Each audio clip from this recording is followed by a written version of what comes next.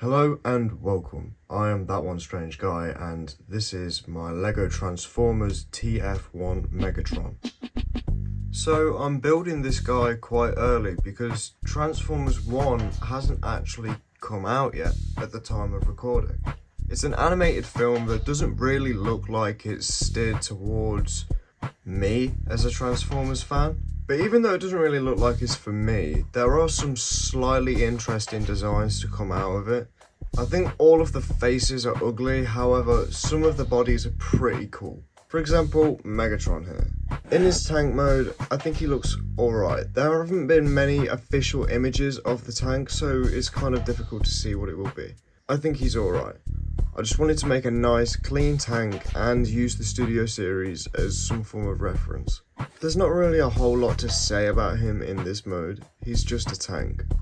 He's got the two extra turrets here, which I think is a pretty neat addition to a tank mode. The biggest downside with this tank is that because of transformation reasons, when you want to lift up the main turret, you lift up part of the tank with him.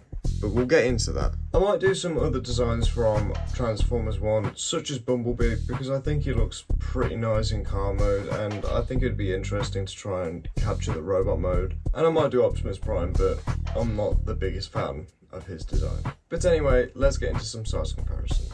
Here is Megatron compared to a Studio Series Bumblebee, a Spider-Man, and a minifigure. So that's pretty much everything for Megatron in his tank mode. Now let's get into the transformation. Use the scrap metal now, Prime! You'll never stop me!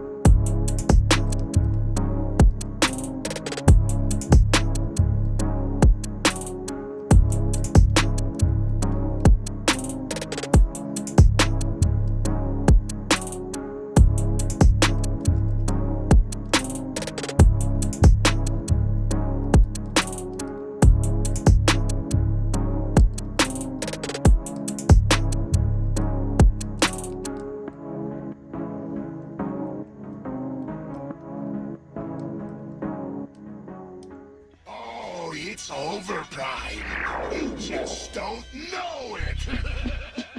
And here is Megatron in his robot mode. Just to get something out of the way real quick, I did forget to flip round his head during the transformation. That was the final step. So his head looks like this now.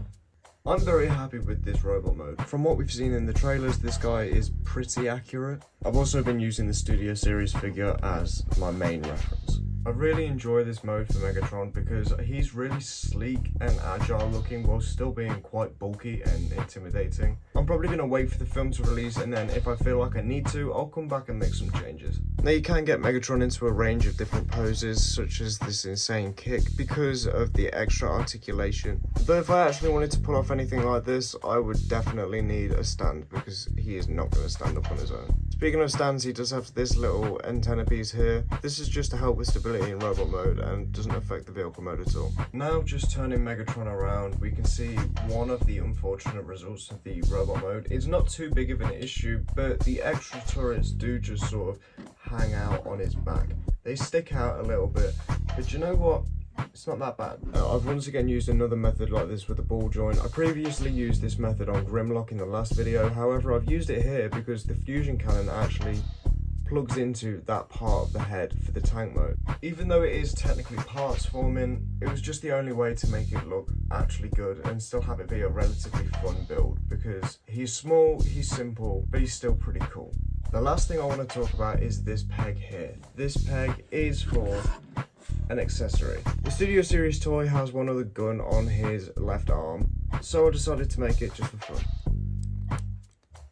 Plugs in there and it looks alright.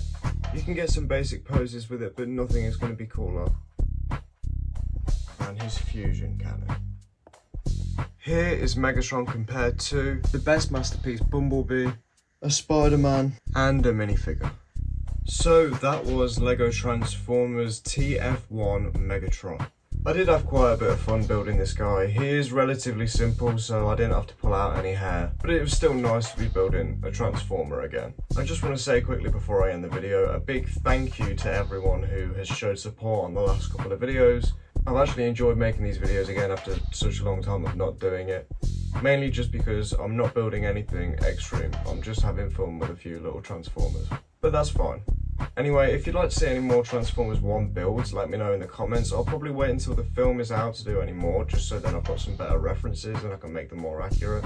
Either way, yeah, just let me know. Thank you very much for watching. Goodbye.